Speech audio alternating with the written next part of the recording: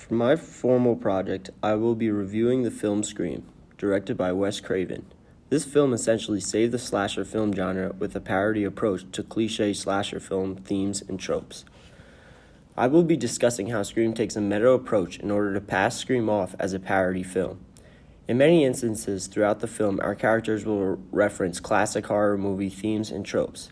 Sometimes the characters will reference an actual film like Halloween, which reinforces the parody approach of the film, especially within the meta-commentary. Throughout my video essay, we will cover a couple moments in the film to further explain how Scream takes a meta approach to define itself as a parody of slasher films. For my secondary source, I will be using Carol Clover's essay, Her Body Himself. In her essay, Clover has a lot to share about slasher films and the makeup of the genre itself. She defines slasher films for recurring themes and tropes that are prominent to the genre. Using Clover's essay, we can see how Scream used these same tropes and themes to make a parody of cliché slasher films. One thing throughout the film I would like to focus on are the moments of meta-commentary and moments of parody that surround the victims in this film. In Clover's essay, it says, "In the slasher film, sexual transgressors of both sexes are scheduled for early destruction. The genre is studied with couples trying to find a place beyond peer view of parents and employers where they can have sex, and immediately afterwards or during being killed. The theme enters the tradition with the Linda and Bob subplot of Halloween, the scene where they have sex in their parents' bed and are both killed." When discussing Scream in relation to Clover, a lot of our victims, especially the women in this film, are extremely flirtatious and show their sexual desires. Even Cindy when she is talking over the phone in the opening scene, and also Tatum in the garage when she originally thinks one of her friends is pretending to be the killer. She, in a meta fashion, plays the helpless girl, although she herself is actually in danger, as she mockingly plays the victim. Hello? Hello? Yes? Who is this? Who are you trying to reach? What number is this? What number are you trying to reach? I don't know. Well, I think you have the wrong number. Do I? It happens. Take it easy.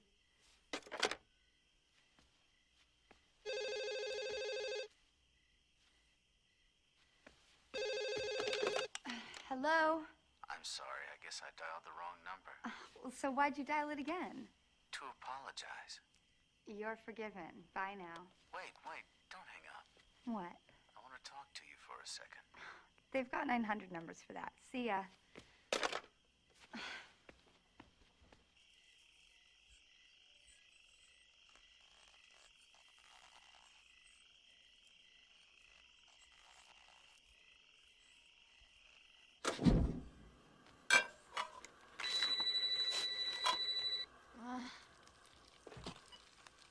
Hello?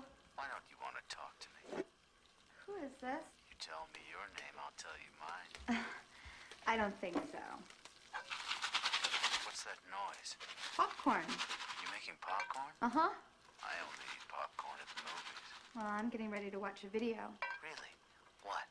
Oh, just some scary movie. You like scary movies? Uh-huh. What's your favorite scary movie? I don't know. You have to have a favorite. What comes to mind? Halloween. You know, the one with the guy in the white mask who walks around and stalks babysitters? Yeah. What's yours? Guess. Nightmare on Elm Street. Is that the one where the guy had knives for fingers? Yeah, Freddy Krueger. Freddy, that's right. I like that movie. It was scary. Well, the first one was, but the rest sucked. So, you got a boyfriend? Why? You want to ask me out on a date? Maybe. Do you have a boyfriend? No. You never told me your name. Why do you want to know my name? I want to know who I'm looking at. What did you say? I want to know who I'm talking to. That's not what you said. What do you think I said? What? Hello? Look, I gotta go. Wait, I thought we were going to go out. Nah, I don't think so. Don't hang up on me.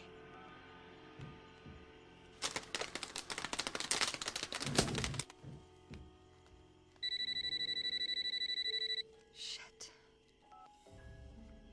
Yes? I told you not to hang up on me. What do you want? To talk. Well, dial someone else, okay?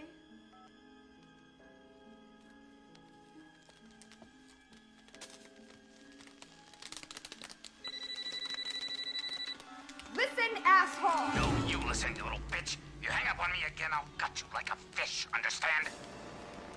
Yeah, Is this some kind of joke? more of a game, really. Can you handle that? Blondie.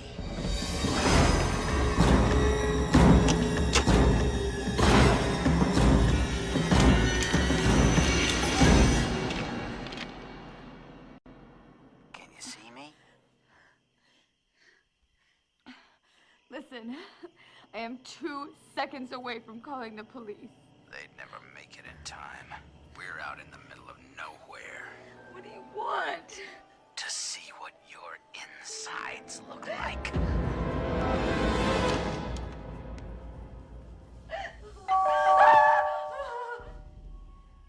Who's there? Who's there?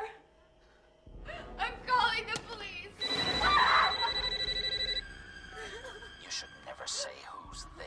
Don't you watch scary movies? It's a death wish. You might as well just come out here to investigate a strange noise or something. Look, you've had your fun now, so I think you better just leave or else. Or else what? Or else my boyfriend will be here any second and he'll be pissed when he finds out. I thought you didn't have a boyfriend. I lied. I do have a boyfriend and he'll be here any second, so your ass better be good. Sure. I swear. He's big and he plays football and he'll kick the shit out of you. I'm getting you scared. I'm shaking in my boots. So you better just leave. His name wouldn't be Steve, would it? Is that you, Randy? Cute. And what movie is this from? I spit on your garage. Lose the outfit. If Sydney sees it, she'll flip. Oh, you want to play psycho killer? Can I be the helpless victim? Okay, let's see. No, please don't kill me, Mr. Ghostface. I want to be in the sequel. Cut, Casper. That's a wrap. Randy, what the hell are you doing? Ah! Ah!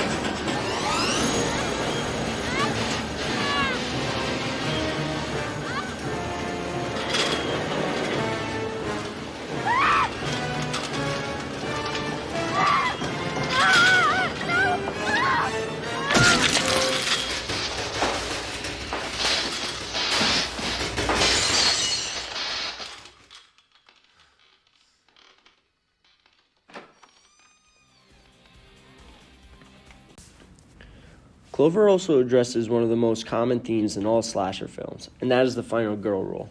Clover says, the final girl of the slasher film is presented from the outset as the main character. The practiced viewer distinguishes her from her friends minutes into the film. She is the Girl Scout, the bookworm, the mechanic. Unlike her girlfriends, she is not sexually active. Laurie from Halloween is teased because of her fears about dating. And Marty from Hell Night explains to the boy with whom she finds herself sharing a room with that they will have to have separate beds. Although Stretch from Texas Chainsaw 2 is hardly virginal, she's not available either. Early in the film, she pointedly turns down a date, and we are given to understand that she is, for the present, unattached and even lonely. So too Stevie of Carpenter's The Fog, like Stretch and disc jockey, divorced divorced mother and newcomer in town, she is unattached and lonely, but declines male attention. The final girl is also watchful to the point of paranoia. Small signs of danger that her friends ignore, she takes in and turns over. Above all, she is intelligent and resourceful in extreme situations. Thus, Laurie, even at her most desperate, cornered in a closet, has the wit to grab a hanger from the rack and bend it into a weapon. This applies to any character, although it is very specific to the final girl. Every final girl in slasher films will have these traits, but it still applies to all characters. Those who are responsible virgins and don't do things like drink or drugs are not subjected to death in slasher films because they aren't part of the victim MO. Here it comes. What? The blood is all wrong. Why do they do that? It's too red. Wait, here comes another. Hearing. Ooh! Yes! Yes! Predictable. I knew he was gonna bite it. How can you watch this shit over and over? Shh! When do we see breasts? I want to see Jamie Lee's breast. When do we see Jamie Lee's breast? Breasts? Not until Trading Places in '83. Jamie Lee was always the virgin in horror movies. She never showed her tits till she went legits. Could afford a decent pair. What'd you say? That's why she always outsmarted the killer in the big chase scene at the end. Only virgins can do that. Don't you know the rules? What rules? You don't... Jesus Christ, you don't know the rules? Have an aneurysm, why don't you? There are certain rules that one must abide by in order to successfully survive a horror movie. For instance, number 1, you can never have sex. No! Big no-no! Big no! I'm a dead man. Even popcorn. Sex equals death, okay? Number 2, you can never drink or do drugs. No, the sin factor. It's a sin. It's an extension of number 1. And number 3, never, ever, ever, under any circumstances say, I'll be right back. Because you won't be back. I'm getting another beer. You want one? Yeah, sure. I'll be right back. You see, you push the laws and you end up dead. Okay, I'll see you in the kitchen with them. This brings me into my close reading of a scene. I'll be doing a close reading of the How to Survive a Horror Movie scene, because I believe that it perfectly represents the meta-parody approach Scream had taken to the slasher film genre, while recognizing all the overused cliches commonly used. In the start of this scene, Stu is asking Randy when do they get to see Jamie Lee Curtis's tits, to which Randy explains how she always plays the virgin in horror films, so not only does she not show her breasts, but she never does, at least not in the horror genre. He also explains the rules of surviving a horror movie. Sex equals death, no drinking or drugs, and never say you'll be right back. The meta-commentary is strong in this scene, and they are literally addressing majority of the stuff mentioned in Clover's essay about what makes someone a victim in a slasher film. Other than the meta-commentary that reinforces the idea that Scream is a parody and knowingly exaggerating slasher film themes and tropes. With this scene, there is a lot going on beyond the verbal commentary. The mise-en-scène is subtly powerful in this scene. There is clear mise-en-scène like the popcorn and boxes of films laying around the place, showing that they are watching a movie together. They're all drinking beers in this scene too, as we'll soon find out from Randy's little speech that alcohol is among the things that makes you a victim. The most prominent examples of mise-en-scène in this scene for me, though, is when Randy has his back to the TV and you could see Michael Myers holding the knife on the TV, almost up to Randy's back. I think this was foreshadowing that his own friends, Billy and Stu, were going to try to kill him and essentially stab him in the back. Also, when Michael Myers stabs Bob in Halloween on the TV, Stu looks away the first time, but then the next time Michael Myers stabs Bob, Stu almost gets excited. There is also use of a low angle when Randy is speaking, which gives his character control of the scene and allows the audience to listen to him as if they were two in the room. Stu mocks the I'll be right back rule and leaves the room, and we have a wide angle that allows us to see everyone besides Randy in the shot. We see that they're all laughing and also mocking Randy's rules. All the sound in this scene is diegetic, coming from the actors or what they're watching on TV. In all honesty, nothing too special about the sound in the scene. The editing is fair paced, mostly comprised of the camera switching back and forth between Stu and Randy and what is on the TV. Overall, I believe Scream takes a meta-commentary approach that allows this film to be viewed as a parody film. The exaggeration of slasher film themes and tropes within the film is large, even scenes that I wasn't able to cover. The references to other horror films like Halloween helped relieve tension throughout the film and leave a comedic view on the film. That's it from me today. Thank you for watching my video essay, and have a nice day.